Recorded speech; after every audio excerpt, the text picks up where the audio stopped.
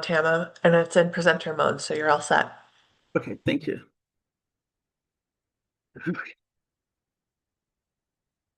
So, and I have to just clear, you see, these are birds, and they do qualify as birds. So just know that I consider all birds birds, domesticated and otherwise. And I want to share that truthfully, I still am very much afraid of birds in terms of if they were to fly near my head or near me or in my proximity, I'm going to clench up. Now, over years, I've been trying to work on that apprehensive, fear-based response, but I have yet to have a bird that I've held in my hand. That's, a goal of mine, but I'm just being very much honest about that and where that comes from and why am I sharing that here is because growing up when I was young, very young, I grew up in the 60s because I'm not young. Um, we lived in a part of San Diego that at the time had even still had some dirt roads and had some paved roads. And my mother, Fran, and you'll hear me reference Fran by her first name at times, and that is out of regards and to honor her and her spirit, which was fierce and defied norms and expectations that would limit who she was as a free spirit who knew that she did not fit into any boxes. And I was raised by that beautiful person and in that way. Now, admittedly, as a child, I thought sometimes my mother was just way wacky and way out there at times and scary sometimes in her decisions and choices. Um, like, for example, she um, back again in the early 70s kept talking about that someday they're going to have cars that are self-driving that could drive themselves and that we would just get in a car, put in a destination, and it would just take us to the next point. And I just knew she had lost her mind. But it's just like, well, that's what she thinks, sci-fi. She was into reading Soylent Green and all of that because she also predicts you can take a tablet, put it in your mouth, and have a full meal and feel fulfilled afterwards. So just bank that one away. But clearly, I now know that she was what I would say is an Afrofuturist. She was far, far ahead of her time. And so one of the things that she decided to do is to buy some land across the street from a traditional suburban home that had a vacant lot and an old house on it that was a bit run down. And she decided to rehab the house mostly with her own hands, including building a porch and having a garden and wanting to have farm animals for my brother and I and our family and our neighbors to be able to spend time around nature. And so I was able to pick out a little duckling as my duck. And that was Fluffy Duck. And I would carry Fluffy Duck around with me, and she would tuck her bill under my arm, and I would sit out in the lots with the squash blossoms and the pepper tree, the huge pepper tree that had the old tire hanging from it as a swing. And I reveled in that. I had a lot of joy on that land, and I thrived. At the same time, she also had picked out five chickens, five little chicks, and she was very religious in a very rebellious kind of way. She was the daughter of a minister, one of nine children from an African Methodist Episcopalian AME father who was exceedingly fond of her in terms of her being so sharp and smart and really encouraged all of his children to read and to pursue education. And so she named the chickens after the disciples, Matthew, Mark, Luke, and John. And then there was a fifth chick that she named Rocky. Well, its real name was Judas, but she named it Rocky because whenever anyone would go on the land on this property across, Rocky would attack them. He would fly at their heads, fly at their necks, and just relentlessly chase grown men off the property. Interestingly, he never did that to Fran. That was the only one safe from Rocky. And so that's where I got rooted in the fear of birds flying around my head. At the same time, I also had the love and the connection, the strong connection, a deep connection with Fluffy Duck. And I was 5 at the time, 5 or 6 years of age when she started this little mini farm. She wanted to get goats, but found out that the goats you'd have to have at least two, and someone cautioned her that goats will eat the bumper off your VW Bug, so that deterred her from doing that. But we had a pony named Timmy, and all the vegetables and the neighbors and the kids, and there was really this thriving community. And for me, there was a sense of refuge and safety, be able to make my mud pies and play with Fluffy Duck and sit at times when I felt sad or frightened with Fluffy Duck and feel comfort as well.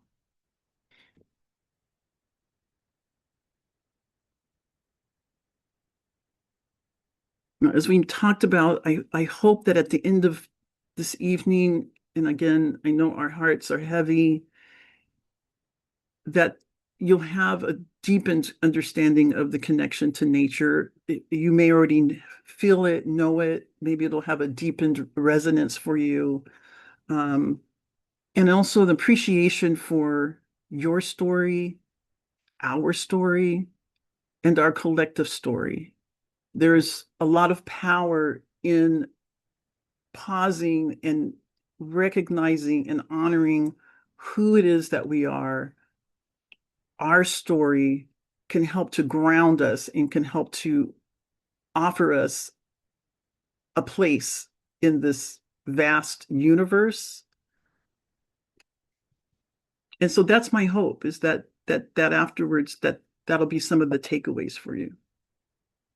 So this is where I'm going to pause already and do the interactive piece. And the prompt is I want to invite you, and I know might be a little different for some of you, but I really want to invite you to take a minute and think about, what is your earliest memory of a bird? We all have an earliest memory of a bird. Now, for some of us, we may have to go back far, far, far, far. And then for some of us, you may not need to go back as far. It's the time, but it's an opportunity to think about, what is your earliest memory of a bird? And I do want to say that as we go along and share our stories, that honoring them, no story is too grand or too small. No bird is any better than another. They may have different characteristics. They may appear less or more than another species, but I don't want you to be deterred by the sense of the story that comes to your heart that, oh, no one would want to know about that. And I beg to differ. And so I want to invite you to share in this space. We'll just take a couple of minutes. What are some of your earliest memories of a bird? So for those of you who just joined, please use the hand raise function and then I'll help you enable your speaking abilities, permissions. So feel free to raise your hand.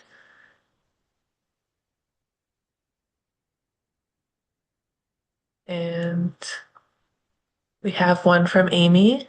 I'm going to enable Amy Bergeron to talk. Hi, Amy. Hello. You have to unmute yourself. Okay. Hi. Thanks for doing this, Tammah. My first memory of a bird is when I was probably around 8.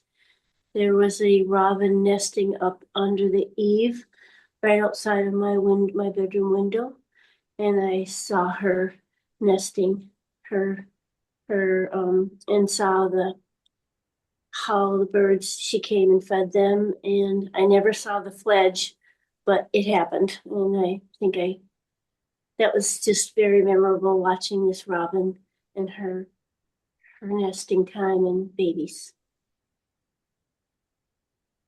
Thank you for sharing that. And did you say you were 8? Probably about 8. 8. Yeah. Yes. Thank you. I love that. So I'm gonna call on Stephanie, our owl field trip leader. She has a barn swallow memory. Stephanie, do you want to unmute yourself? Yeah, it looks like I am unmuted. So, when I was 10 years old, we would have every summer barn swallows nest in our shed in our backyard. And we got to watch them grow, and the parents swoop in and drop little bugs in their mouth and then swoop on out. And it was so fun to watch them. Thank you for sharing that. I can see that. You painted a great picture. You both have shared great pictures of the birds, like very vivid. Thank you. Do we have time for one more? One or two Yeah. more? So we have one in the chat. Someone says, listening to yellow-headed blackbirds by the shore of a lake when I was fishing. Um, and then maybe I'll call on, can I call on someone that I know? Well, Oh, we have another one. Grandma's Jenny Wren in the birdhouse on the clothesline pole and her whistling to the cardinals, calling them. I was always so charmed when they came to her. Um,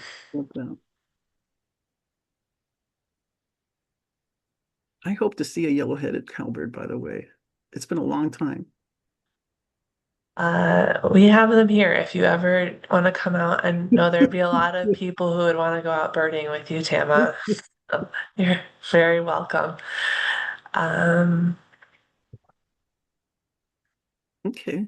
here, And I see there's more in the chat. we're in And the so chat. yeah, and so and all of us have a memory of a bird, and as you noticed, they can be connected to when we're very young with relatives. A lot of times, folks share stories connecting them to their grandparents. A lot of times, and that's where I say birds can transcend um, time and place, because just when you travel back, I'm sure the rest of you will agree, the vivid pictures that we heard, right, bring forth emotions and connections and feelings as well. So that's a little exercise that I like to do, and it's based upon me having these reflections and thinking about, like, why am I afraid of birds? Why do I love birds so much? And this is part of that. Thank you.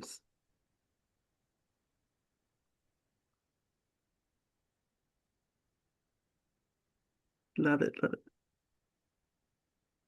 Okay, I'm going to go back into the screen. So we're going to go back and forth. And thanks for your flexibility with that. Appreciate that. Oops.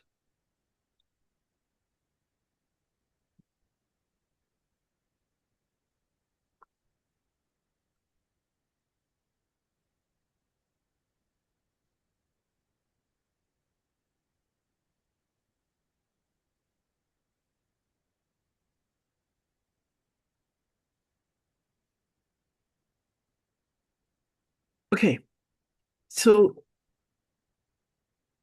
in California, and I know that there's other states that are looking at this too, um, it's called 30 by 30, which is legislation that's setting aside 30% of land and waters that's untouched and is allowed to remain natural, right? And accessible for all to enjoy and have a sense of well-being. And there's a lot of focus on what constitutes natural spaces or access to nature in an equitable way. And without going into this, we don't have the time here, but you're reflecting on systemic historical patterns of exclusion, the movement and the shift, as many of you are probably aware of and involved in different ways is to be more welcoming and to acknowledge this. And so there's different ways we can do that, including through policy and legislation, and recognizing that we all benefit from time in nature.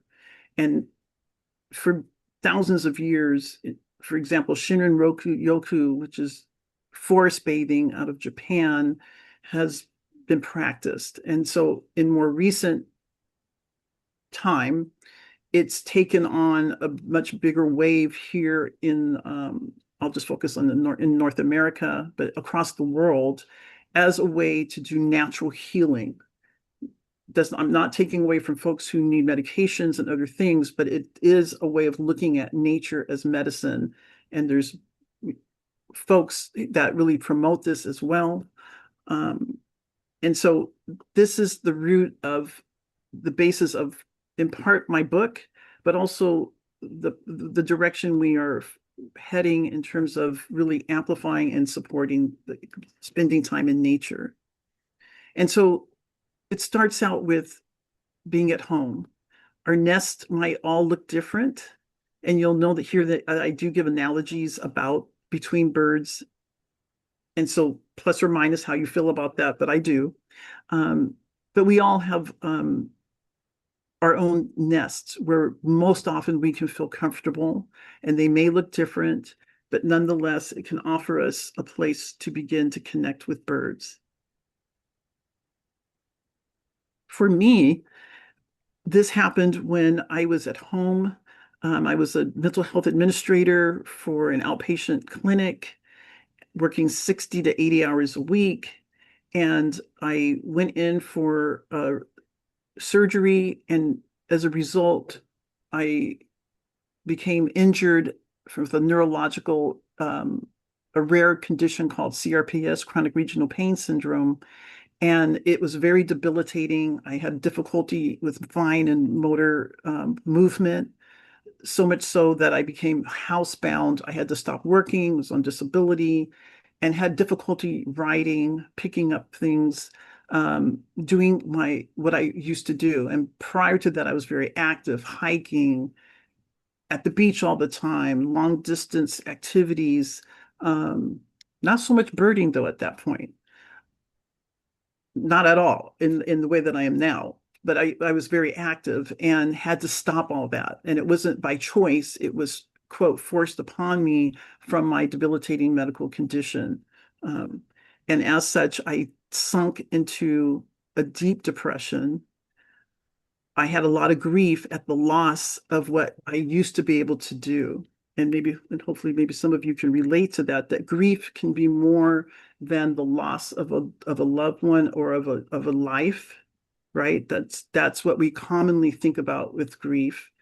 But you can also have the grief at the loss of a life you once lived that is no more, right? Of relationships, of a pet, which is, family member as well, fur family member, whatever type of pet family member, a job, many things can you have a loss from, can leave you feeling very sad, and that can lead to isolation from feeling the depression and the sadness. And for me, that happened because I wasn't doing that 60-hour power process, even though if you'd asked me at the time, I would have said, I don't define myself by what job title I have. And yet when I was no longer able to work, I felt lost. And that's in the midst of having children and being married and living in a home. But I felt very closed in and lost. So much so that I would look out and be outside infrequently, but there just was nothing for me. And medications weren't working. They only served to even be more debilitating for me. And so I stopped those, but I was just at home, homebound, or as I would say, couchbound. And then one day, I was using two hands to fill a little small pan of water at the kitchen sink that happens to have a kitchen window right in front of the sink. And it looks out on a side patio where there's a tree that we planted. We've lived here for over 20 years, and put in all the plants. So nothing was planted with the thought of birds. But this tree, a tipuana tree, grew very, very tall. And we happen to have a home that's 2 stories, and this tree grew up to the level of the second floor. Um, Unbeknownst, we didn't realize that at the time, but it has very delicate green leaves and little yellow blossoms in it. So I happened to look up and out of the window and caught this yellow flutter high up. And initially I thought, is that some of the blossoms? But it moved differently. And so I kept looking and staring, and eventually it moved down as a warbler would, right? And oh, by the way, in front of the window, just a short distance is a water fountain too that we have. Again, not for the birds is what the plan, but just for the tranquility of listening to the sounds. And so the bird was dropping down further, further, further, and it was a yellow warbler. Now, at the time, I didn't even know what a yellow warbler was. I just saw this yellow bird and I became fascinated with it. So each time I would come to the kitchen window, I would look out and see the bird multiple times. Now, this was in early spring, and so the warblers were in because of spring migration. Again, I didn't realize that, but that phenomenon, that experience touched my heart. And as I say in the book, and as I'll say here now with you, when I kept seeing the bird, there was a point where I almost made eye contact. I felt like direct eye contact with that yellow warbler. It was as if he shined sunshine all over my soul, and I began to heal. And from that, I started looking for other birds, first through the windows and noticing the house finches and the mourning doves that like to perch in the same tree.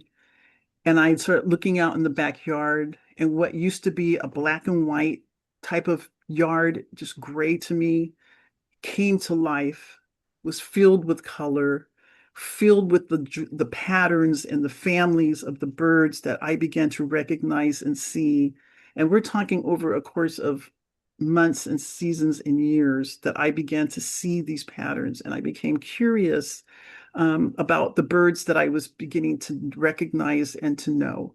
And I began to little by little spend a minute outside and plop down because I really didn't have the strength and the energy. And over time, I began to build my stamina.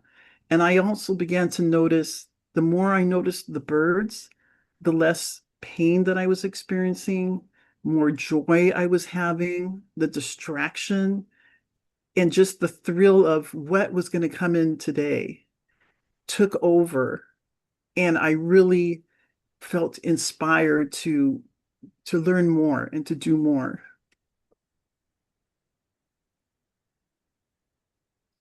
And so I started looking up where I could maybe, like, let's not, I was, let's not get crazy in the moment, but I just wanted to figure out, like, where could I maybe learn more about birds? So I like Googled organizations in my area. And many, many years before that, I had remembered about, at the time, San Diego Audubon. But I lived about 45 minutes north of there. So I was trying to figure out, based on where I lived now, well, I still live in the same house, but then now, where I could go. And so I really didn't know. And so in the process of that, I came across, in San Diego County, we happen to have 3 Audubon chapters: Buena Vista Audubon, Palomar Audubon, and then San Diego Bird Alliance, now Bird Alliance. And so I thought, I'm going to stretch out and go and just think about birds. But I started looking online to figure out what species. And so in that process, I came across eBird, and I saw, now some of you may have your thoughts about this movie, The Big Year. Okay, I know there's controversy surrounding it. I like it. It's fun. Just go with the flow of it. If you haven't seen it, I still say you should see it with a different mindset. To me, it seems kind of accurate in some ways. And one of those is the fact that I thought I saw in the yard a Bendire's thrasher in the tree. Now, I'm in Southern California. There is no way in heck there's a Bendire's thrasher in San Diego County. But Tama did not know that. And so I was happily putting this on the list. And back then, people could still look up and call you. And so we were beginning to get calls to asking if people could come to our backyard, camp out to get pictures and to see this Bendire's thrasher. So much so that I told my husband, I'm like, Harrison, what is going on? People are wanting to come in our backyard. This is crazy. It's frightened me. It scared me. Like I still have a little trauma associated with like I don't e-bird that much because I'm always fearful, like, what is it? And so no, it was not a Bendire's thrasher at all. Um, it wasn't a thrasher at all. It was a towhee, but I was mistaken with my zealousness. So I kind of stepped back a bit.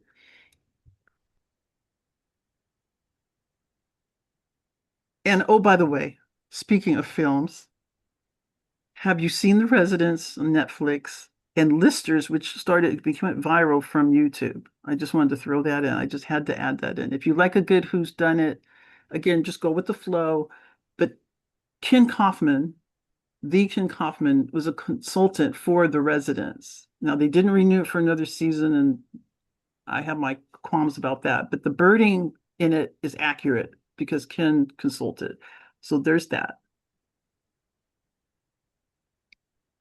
Here are the benefits of birding at home, and you may know this from your own personal experience already, but it does offer an opportunity to bird at home. Now, when I first used to talk about there was a movement as well that birding looks different for different folks, and it all qualifies and quantifies as birding.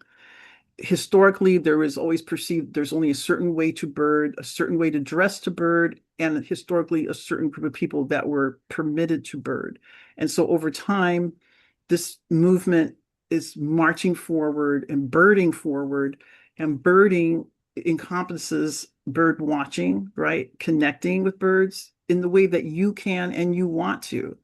Now, for me personally, I bird in all kinds of ways. I chase after rarities. I go out birding. I travel to go birding. Every day I start at home.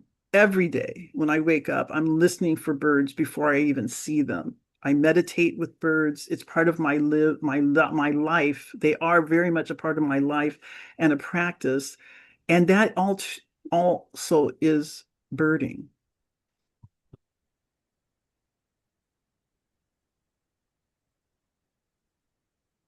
And so, as I mentioned, I started to feel a little braver. And so eventually, and this took me a couple of years to build up enough gumption, if you will, to go out and look for a flock, if you will, an organization that I felt comfortable going to. And for me, that started, I decided to do it. I built up the courage for a Christmas bird count with Buena Vista Audubon because at the time, this was again many years ago, they had put in that no experience was necessary and that I would be welcome. Those were key words that were in the description. And I noted that they offered chili and vegetarian chili, and I'm vegetarian. So I thought these are sensitive, well-intended people. I'm going to go ahead and give it a try. And so it was through the Christmas bird count that day. It was one of the happiest days of my life with birding. I remember it vividly. I couldn't stop smiling.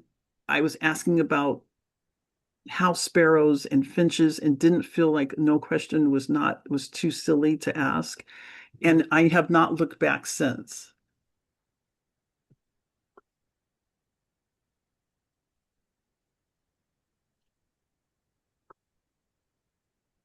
Speaking of community, I'm just going to share. So I like I said, I serve on different boards: Audubon California, San Diego Bird Alliance, Cornell Labs, Project Feeder Watch, advisory board, of different boards, because part of my connecting and providing what I can give back to the birds and to ensure the well-being of not only my fellow humans, but also the habitats in which we share with those birds is through community.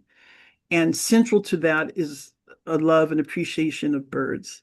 And so these are just shots of folks. Some are recent. These are the SoCal bird nerds.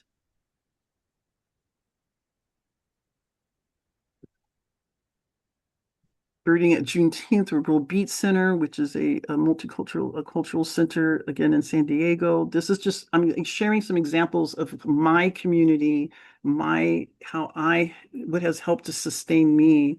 And we know that community being out of, oh, and there's Christian Cooper from the San Diego Bird Festival was that in 2024? Yeah, 2024. This is Andrea Jones, who is now the new vice president of Audubon, California. Just had a meeting in LA. And I'm sharing this to share the ways that you have talents. We all have talents. We all have different identities, and it's our lived experiences that enriches our planet, our world, and ourselves as well, and can create a reciprocity that can help to sustain us in times like now when there's tragedies and there's joys. These are some examples of diverse organizations, programming, and offerings. All that to say, I encourage you're here because you're probably a part of one or more bird organizations, environmental groups, and or have interest in it or curiosity.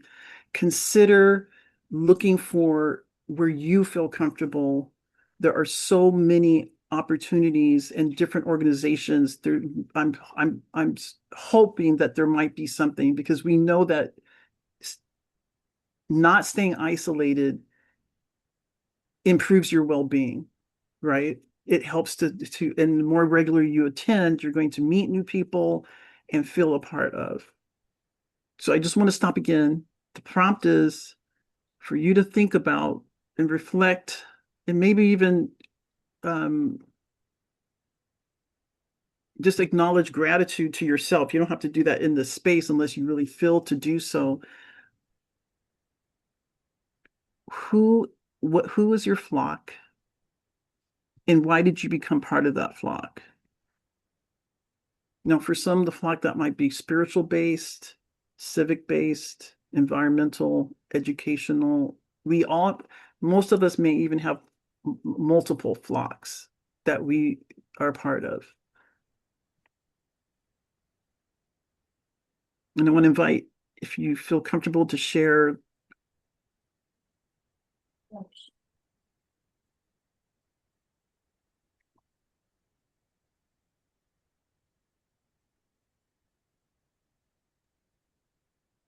So you can either enter your answer in the chat if you don't feel like speaking, or you can raise your hand and I'll give you talking permissions on Zoom. Do you want to just repeat the prompt one more time, Tammah? Yes. What are your flocks? Where are you part of a flock? And why did you become part of that flock? Like I shared from mine that I became more curious about birds and really wanted to learn more. So I ventured out and joined a local Audubon society years ago. And then I went from there.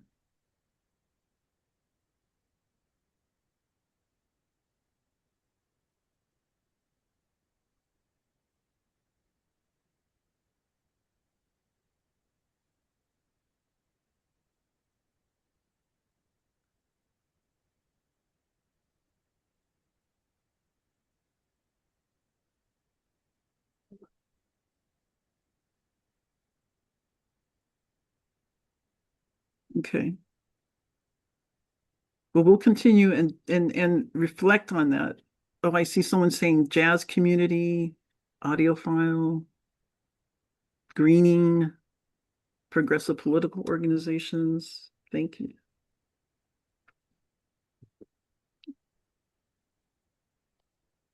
Thank you.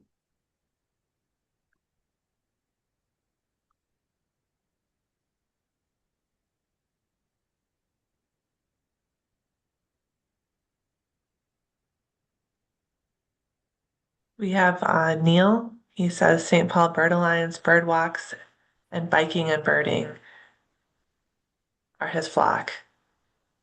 Love it. Sorry, y'all. I'm having trouble getting back. Thank you for sharing. Thank you. And again, I just want to invite, just think about what are your flocks and how is it that you're a part of that?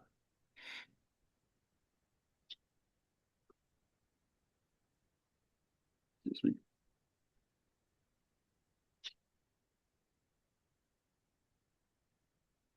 And for this, I just as birds use their terrain to be buoyed skyward, we equally face our own seemingly insurmountable valleys and mountains, and we soar.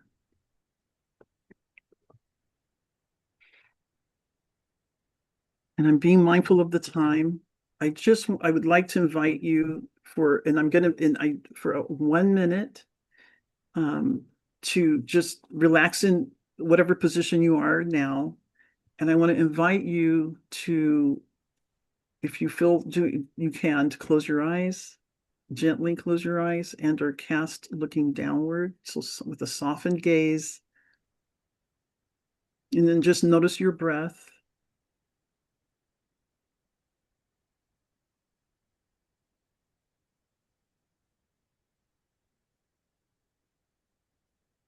And now I want to invite you to think about a bird you saw or noticed today.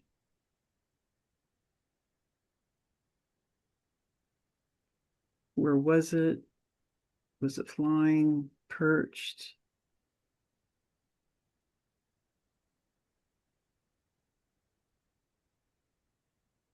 And how did you feel when you saw the bird, if you can reflect back?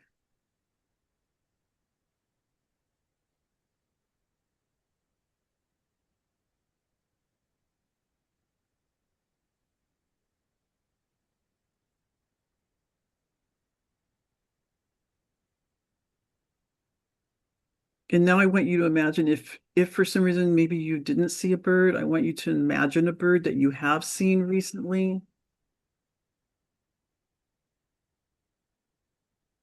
Notice the color of its feathers, the shape of the beak. And I want you to imagine that you are perched on the bird between its wings as it soars and flies gently.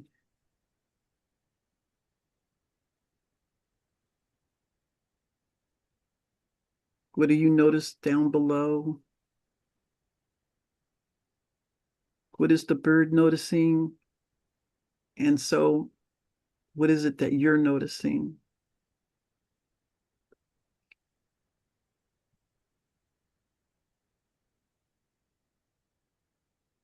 And then I want you to imagine that the bird lands gently and you disembark. And the bird then takes off again. And as the bird lifts and begins to soar and fly away, I want to invite you to gift to the bird what's heavy on your heart, what is something that is on your heart, to symbolically gift to the bird so that it might take even just a little bit away with it. Whether the bird is as tiny as a hummingbird or as grand as a raptor, they can lift a bit of what's heavy on your heart and be free so that you can begin to heal. Now I just want to invite you again to breathe in and then breathe out. And then when you're ready to open your eyes,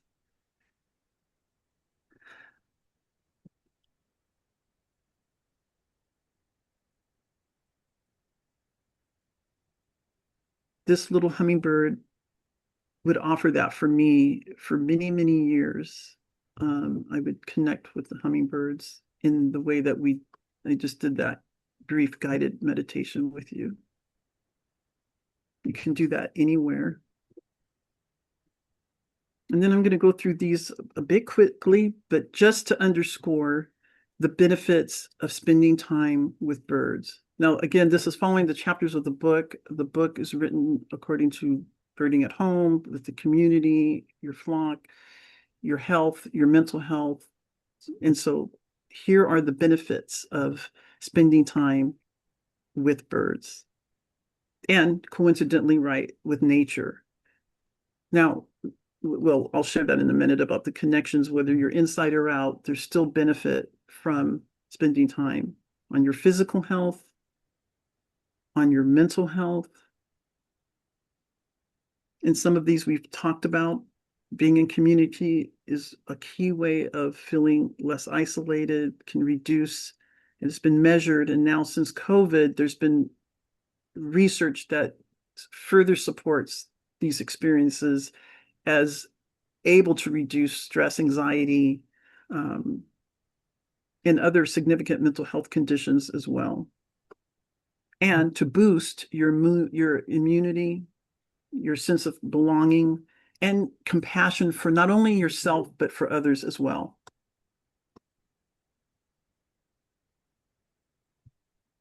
One study in particular, they found that if you spend two hours over the course of 7 days, that there was a marked reduction in your sense of feeling of less stress, less depression, and less anxiety. And it didn't have to be all done at once. Listening to bird song, whether you know the species of the birds, also has shown similar benefit, and in particular in the afternoon. And so we often bird maybe very early in the morning or as the sun sets at dusk, but there's been significant research that showed that late afternoon was a benefit in terms of reduction of your well-being, of improving your well-being. And then we talk about feathers. Now, when you imagine feathers, there's primary feathers, there's secondary feathers, and then there's tertiary feathers, all that work together to lift the bird, right? I mean, feathers serve multiple purposes, but that is one aspect of it. And so when I saw that and looked at that in terms of feathers, for me, I saw the correlation with relationships. How our relationships, we have primary relationships, we have secondary relationships, and we have tertiary relationships through, depending on your work environment, acquaintances, organizations, affiliations, and so on and so forth, right? And so that's why I named this chapter Feathers as it relates to our friends and our family. And so if you'll bear with me, I would like to, I'll stop sharing for a moment. I'm just going to read just a short bit of the passage from chapter 5 of Feathers.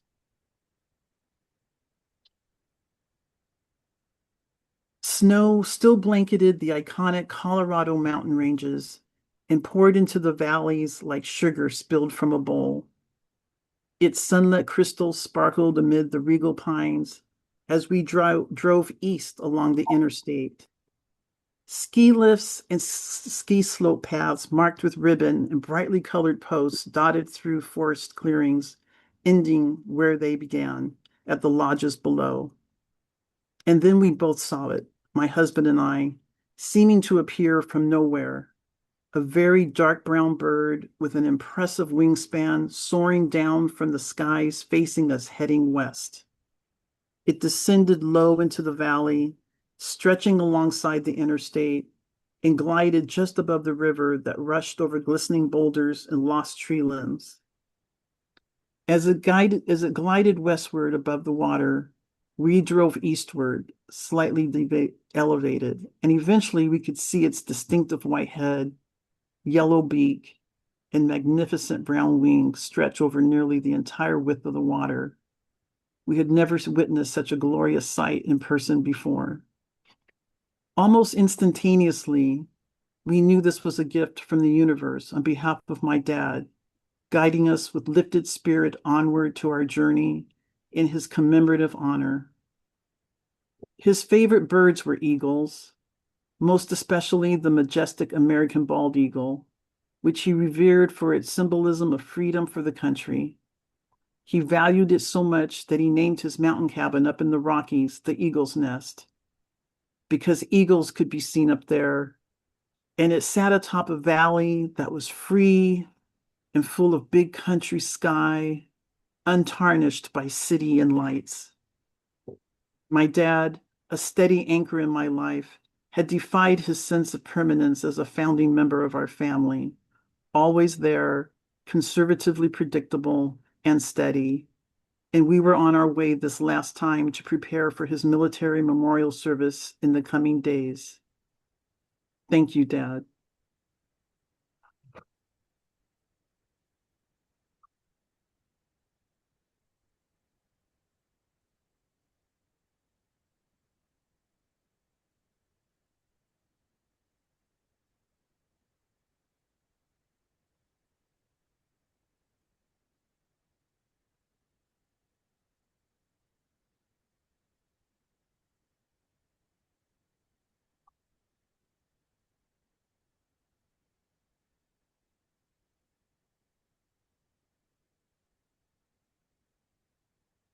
And this is my dad, Jim Helton Sr.,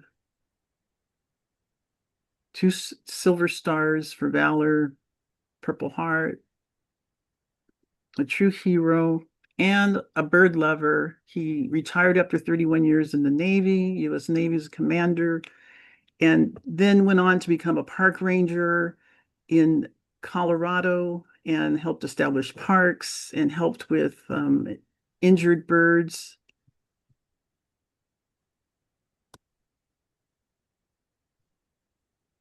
Now, here are all my grands. I have to put these in because I'm sharing our relationships, right? And how birds can connect us in so many ways. And so I hope that with your friends and your family and your loved ones, that you can find different ways of connecting based on their interests, their curiosities, and their abilities and capacities. There's all kinds of ways to connect. And so these are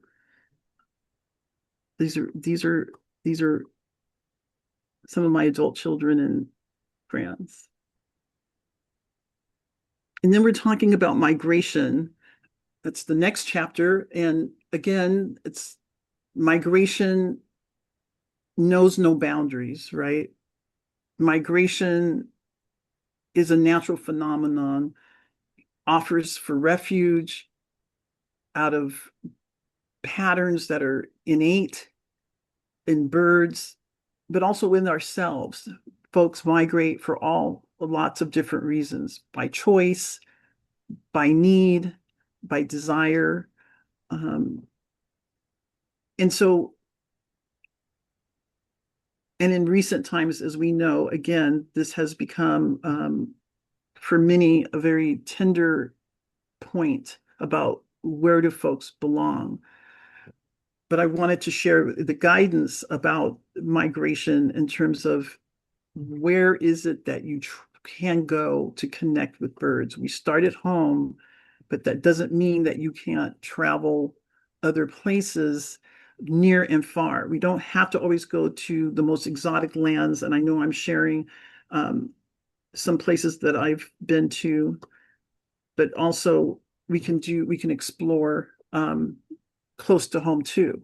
But if you do choose to go, and if you're thinking about travel, I mean, there's times I went traveling that I didn't have a bird brain, a bird mind. So when I went, I didn't make plans to go birding.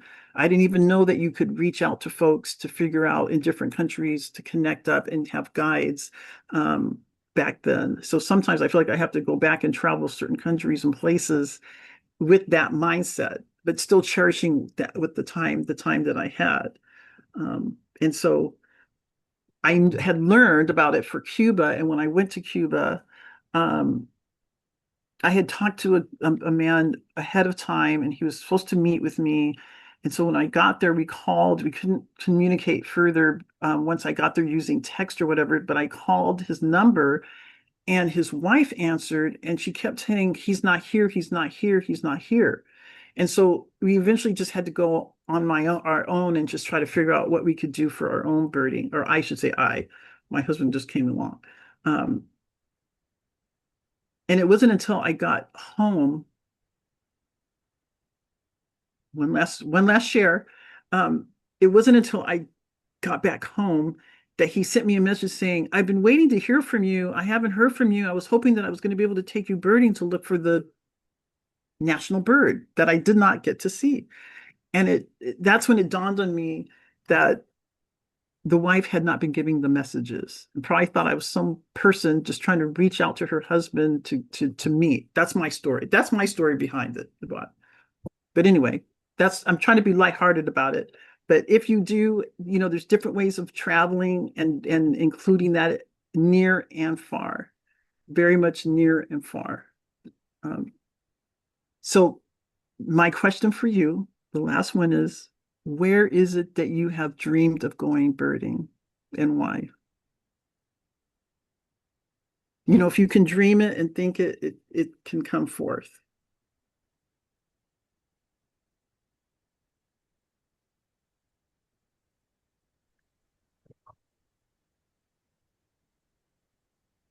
So you can raise your hand or you can, oh, we have someone in the chat, Iceland for puffins. Yes, I'm with you on that. Yeah. And I actually talk about that in the book in this chapter. It's about the puffins that I thought that I could only see them in Iceland since I was young. And then I learned that up in Oregon, there's the puffins in Oregon. And so that's why I showed the Cannon Beach. That's where I went and was able to see a few. Ooh, Bhutan. Cool, yes. Someone said not just dreaming it, going to Scotland for puffins this year and Patagonia for who knows what.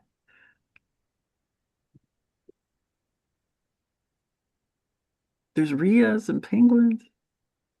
And I like that you said not just dreaming it. And so when I use that dreaming, like there's times that we secretly are carrying the what ifs in our heart, like, but I can't, right? A lot of times we're like, but I can't because of, and some things are very practical and reasonable, like I can't afford it. I don't have anyone to go with. I can't physically travel. I mean, I'm not taking away from the realities of life. That said, sometimes we're harboring thoughts of doing birding. And because we can be around folks that may not share the same passion or interest, it can feel like it's too much. So we don't share it, we don't say it. And so this exercise and why I'm trying to encourage you to share it out loud is to bring it forth that anything you want to do, it could be the next town over, right? It could be a park that you live nearby but haven't been to. So it's freeing yourself to give yourself that permission to connect with birds, spend time with the birds. And I often will say, instead of spending time, I mean, it's the way we speak. I like to remind to think about to switch that word spend out for gift. Gift yourself time with the birds. What would an hour or a day look like if you could gift yourself time at that park, that river, the state over, the country, to be in the way that you're imagining?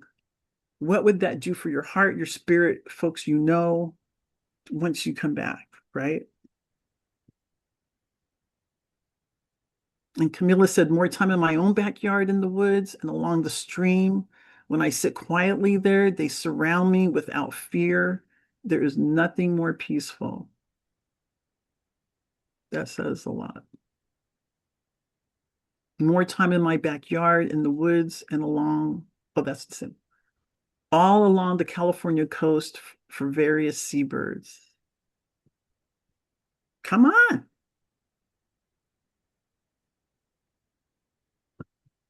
Does anyone want to share out loud? I'm going to give you that opportunity.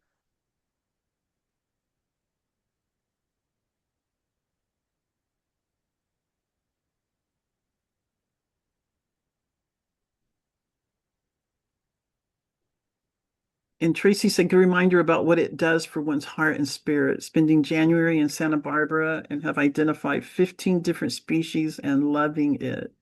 Cool. Yes. Yes, yes, yes. Thank you. So keep on dreaming and being and doing, right, with the birds.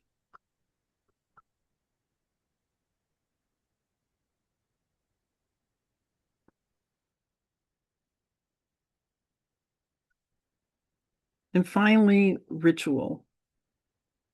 Birds have rituals in mating behaviors, in other patternings, and so do we. We have rituals that mark seasons of in the lifespan, in in the seasons, and when we connect with others and what we do or may not celebrate, right? And passages in life. And so I wanted to underscore the significance of that and just to step back and recognize that like the birds, we also have rituals and what that can do for our spirit. And with that, I want to say thank you. And here's some SoCal birds for you. That's what all these are SoCal birds.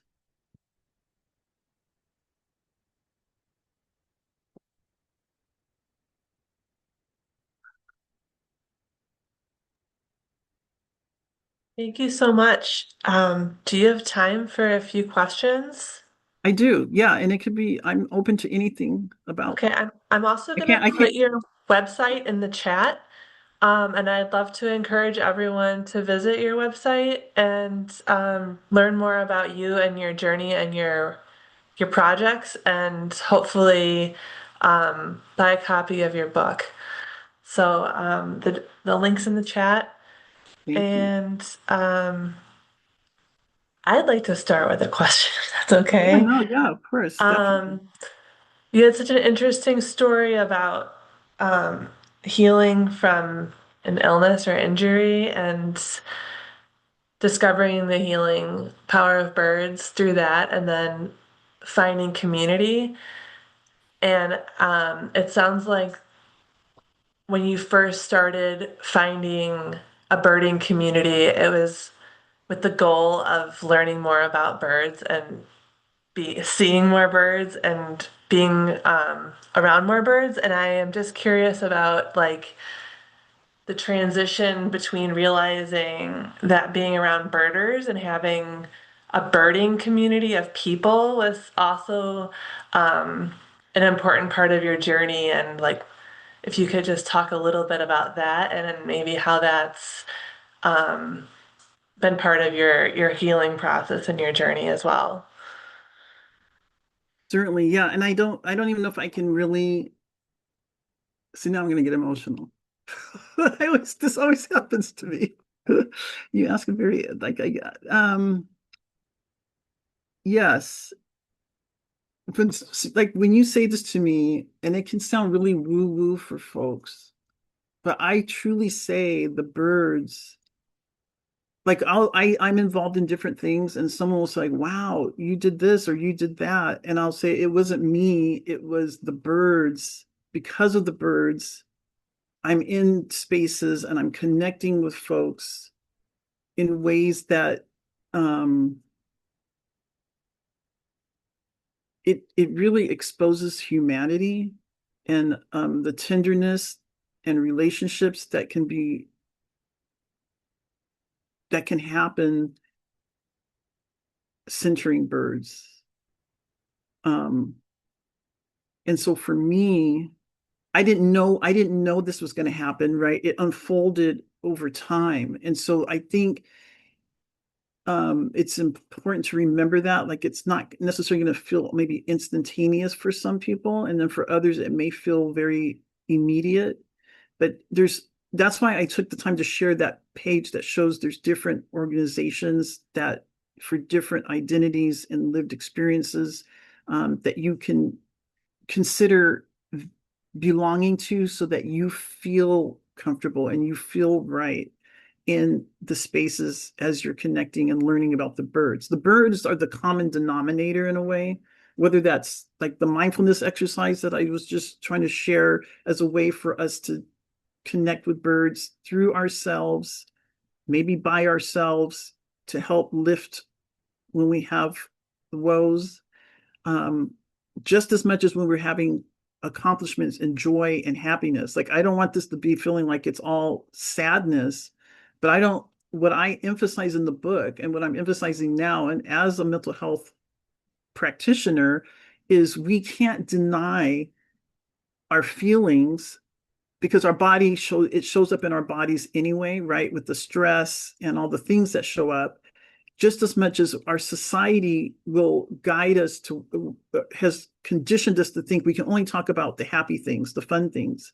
And so being in community can help to amplify that, but it can also be a source of comfort when you are experiencing sadness and depression and grief and, being all atrocities and all the things as well, sadness, because you can't, from a mindfulness perspective, we can't just select to notice some aspects of life and not others.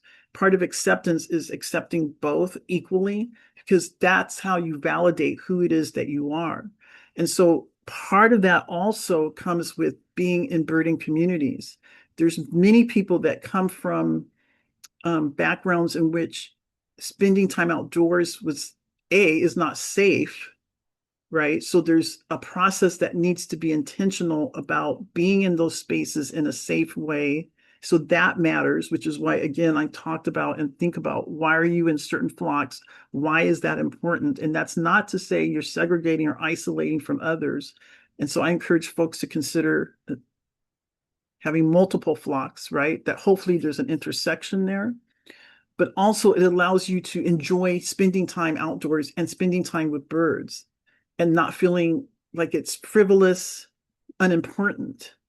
And so through that, it just allows who you are to come forth. And then you have gifts. You all have gifts that you may or may not utilize as much, but being in the communities of birding communities, I'm focusing on that right now, you might be able to offer that, which helps you, the birds, the communities you live in, the generations that are with you and beyond as well. So it has this reciprocity and this fulfilling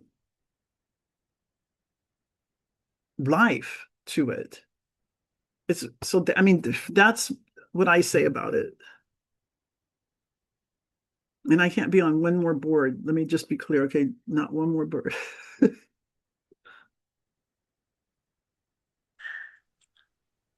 That's reasonable. Um, you can't spend all your time in meetings. You have to still gift Right, gotta yourself some time with the birds. right. What I mean by that is we can go like way over, right? We can give. So there's that time for rest, right? And the time to be out and the time to connect with birds. And the other thing I wanted to say is, like, you can connect with birds from inside looking out. The research also supports, if you need the research to reinforce that for you, spending time looking out. That's why in my chapters, each chapter opens with a personal story, which was really hard for me to share some of these stories, but I did it to offer resonance and then some guidance about it. And each of the chapters, there's a part about looking from inside looking out. And that's because you can't always necessarily be outdoors, but you can connect with birds, with the wildlife, and reap some of the benefit of that. Um, and research now underscores that that is a practice that is helpful as well. So we have a question from Chase, and we have a few more minutes for questions. You can either enter them in the Q&A box in the chat, or you can raise your hand. Chase asks, you have lifted up the absence of community in a group of birders, at least in their communication.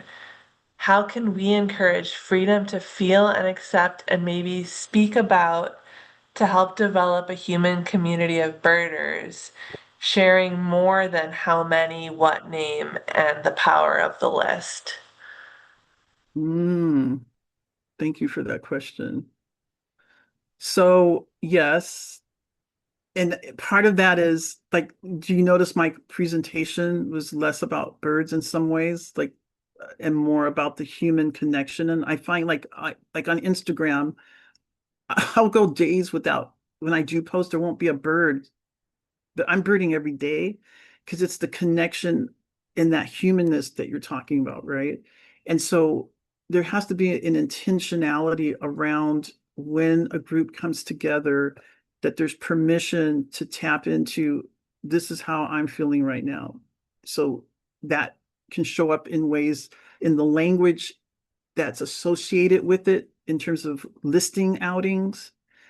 It's oh, it requires training, I think, and education with leaders, right? Bird guides, bird leaders, to create a space that allows for that to happen. So we're checking in, we're asking names, we're asking pronouns because we're wanting to recognize and acknowledge identities and address people appropriately. We're asking, how are you today? This is how I am today. And a practice I do is I check in with folks at the beginning, and then again at the end, we'll check back in. So it does take, it's a shift. And if it's something that you want to do, and if you're in a position or you're in a way of sharing a need for that with folks that are going to be open to that, that's what I would encourage you to do. Like, it's not something that's commonly done. I acknowledge that, but little by little, it is starting to come forward. Like, I know Jason Hall from In Color Birding does it. I do it. The mindfulness birding, when we do mindfulness birding, that's very much about slow down, being in your sit spots. And that's really tapping into how I feel, how we feel. So there's offerings to help to cultivate that more and more. And not, this is really not to pitch. So I hope it comes off in the way that I intended.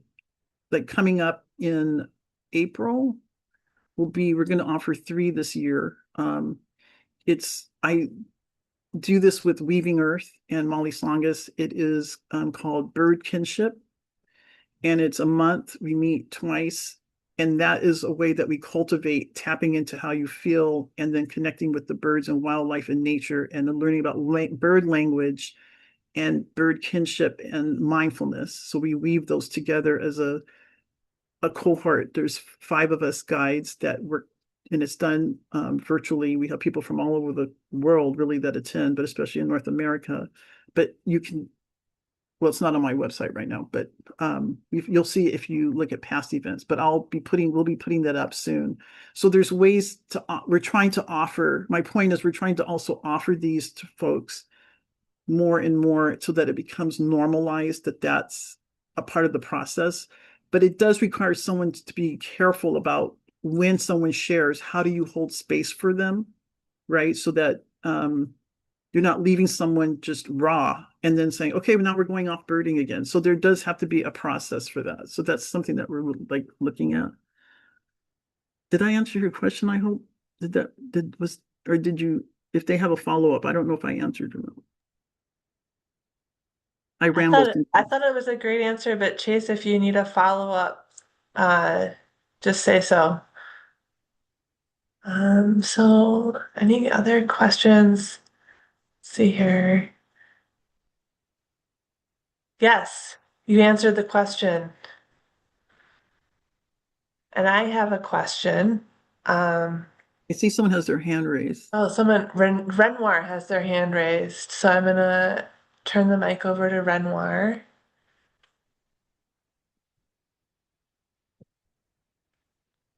Renoir, you have the talking stick, and you just have to unmute yourself. Yes. Can you hear me? Yes. Oh, thank you. Um, uh, like Tama, I grew up in the 60s. I'm African American. And well, I had one observation and one question, basically. And the observation is that I grew up in the inner cities, various couple of inner cities, Chicago and Indianapolis. And I've noticed, at least for African Americans, that there for many of them, there's a hesitancy to experience the outdoors, to go out, and that recently that has changed. I'm almost 70 years old. I'll be 70 soon. Anyway, I just noticed that within the last 10 years or so, there has been more concerted efforts to get African Americans to go out, just not just birding, but just to experience the outdoors. And I think that's a good thing. But I have to learn more about how I've been thinking about ideas and ways in which to have that, to have it in an organized way, an organized fashion. Um, but so that's anyway, that's an observation. So question I have is that what are ways in which you would promote documenting the experience? And that can be documented in various ways. So documenting your experiences in birding. What are some of the ways in which you document that, or do you document that in some way, right? Whatever way. I don't want to say which way, but do you do that in some fashion outside of simple mindfulness practices? Something that is tangible for others to see.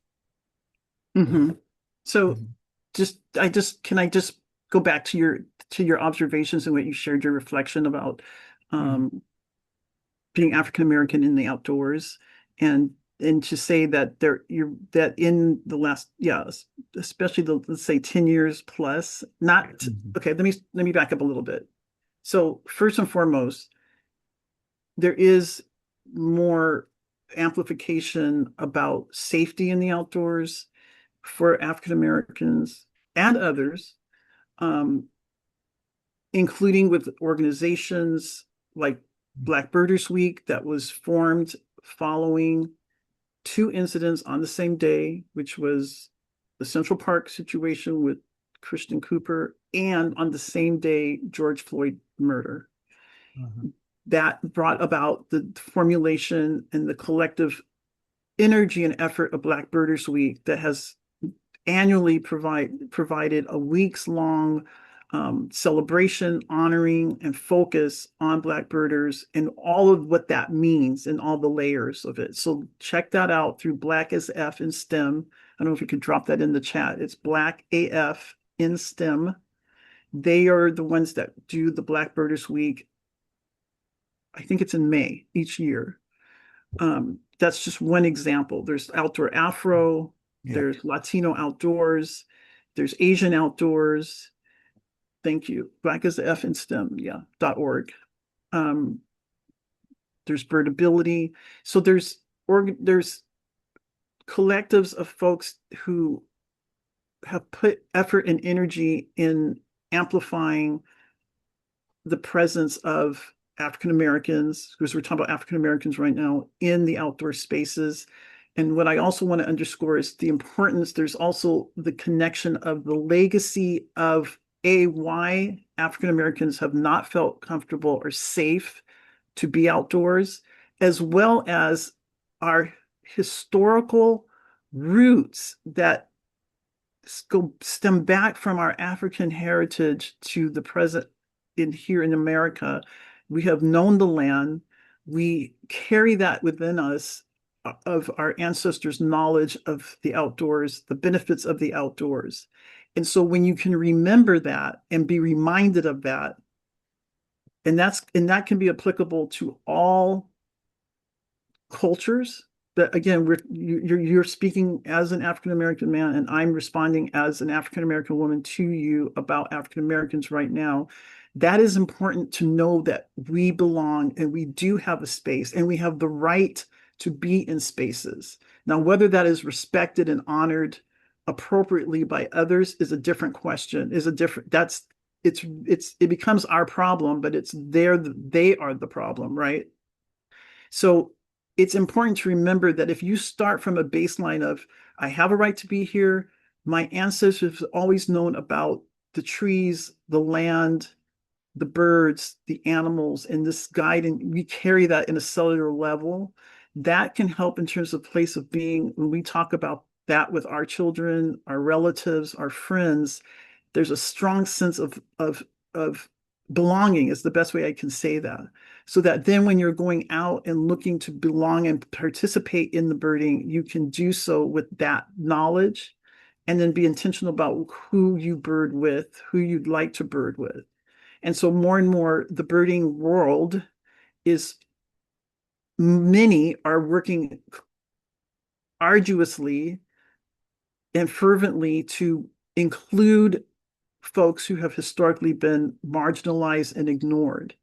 And so that's through name changes. That's through acknowledging that birds that are named after certain people. And Christian Cooper, you can find his online. He talks a lot about that in his presentations, in addition to his book, as well. Like it all intersects in various ways, whether it's the science, where we bird, what is listed on eBird, where are there deserts and gaps in acknowledging, in like you said, in urban spaces, in city spaces.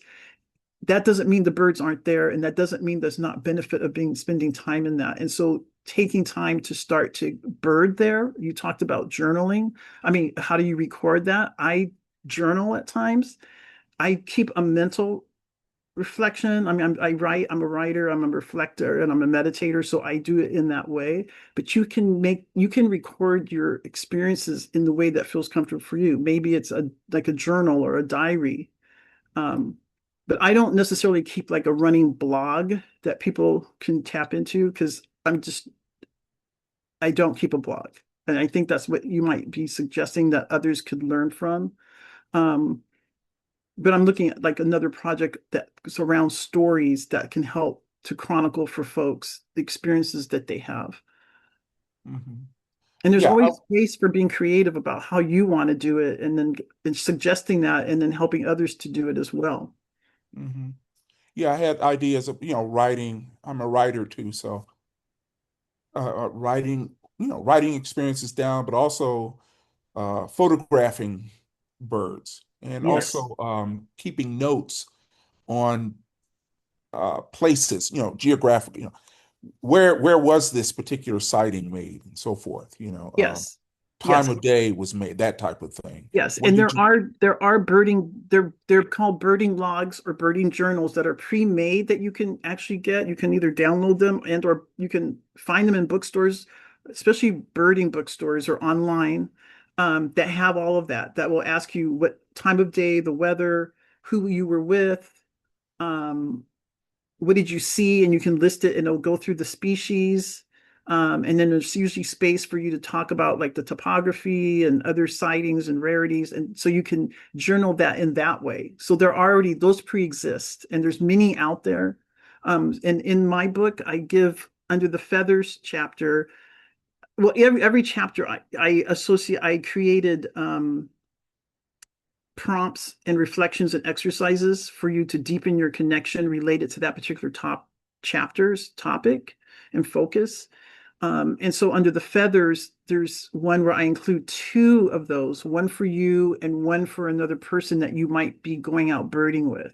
Maybe it's a relative that this is their first time. So I kind of give some ideas about how you start off gently and easily and not just go for the whole day suddenly with someone who's never birded before, versus someone who's like you and can go out and about and wants to do that. And so they could participate in that and look at a bird book together to figure out species. So they do exist already, what you're talking about. If you wanted to just get started like that, especially since this is the beginning of the year and this is a time when folks are really wanting to kind of offer goals and perspective for themselves. I mean, I personally try to resist, and this is just my personal sharing, and from a mental health thing, is if it doesn't fit or feel comfortable to be setting goals right now, can that be okay too? If we look at nature, nature is in hibernation, and we're in a very slow period right now where the days are still short. It's still, we're eating more earthy based foods and nutrition, and it's a time of preparation for spring when things start to emerge and life forward. And so a lot of times we can force ourselves into having to achieve certain goals that doesn't fit with our body's rhythm, and that can cause discord and dislike potentially for engaging in something rather than giving yourself permission to take it as it goes, maybe for a little bit. And and for others, they want to set goals, and the beginning of the year is a great way to do that. And I'm not saying that's not important too, so do that. I'm just saying, answer, do as you really feel, but just notice that we are still in winter. Mhm. Mhm. Thank you very much. Appreciate it. Thank you. And thank you, Renoir, for that great question and observation. I think it was really important to raise that in front of our audience. And I don't know if you're local or not, but I wanted to personally welcome you to our chapters, and we hope you join us for an event. Our chapter, to speak to Tammah's earlier point about chapters doing work to be more welcoming and creating a culture of belonging. We have been doing a lot of work to hopefully make people like you want to be part of our club. And all of our guides go through inclusive guide training. That being said, there's also a local group called Urban Bird Collective, and they are for and by birders of color and queer birders. And so that might be a flock that you want to consider looking into. But again, you are very welcome, and we really would love to have you join us at a field trip. It sounds like you might be a beginner, or maybe just not a beginner, but a beginner to the birding community. And our next field trip is at the Minneapolis airport to see the snowy owl. And I think that would be like a really great intro to like formal bird field trips. And that's for everyone here. I hope you uh, sign up for our snowy owl field trip at the airport. And feel free to get in touch if you have any questions or comments. Um, with that being said, I just wanted to thank Tammah for your wonderful program. And we had so much engagement and appreciation from our audience. And I know that people are now very curious about your book. So I really appreciate you speaking to our chapter. And um, it was a great way to kick off the new year, and very perfect for the week that we're having here in the Twin Cities. And so, with that being said, thank you to everyone who joined in. We will be posting this program on our YouTube channels, and please get in touch with any questions or comments. So, thank you so much, Tammah, and thank you, everyone. Thank you. Thank you, everyone. Peace and birds. Peace and Thank you. birds. Bye. Bye.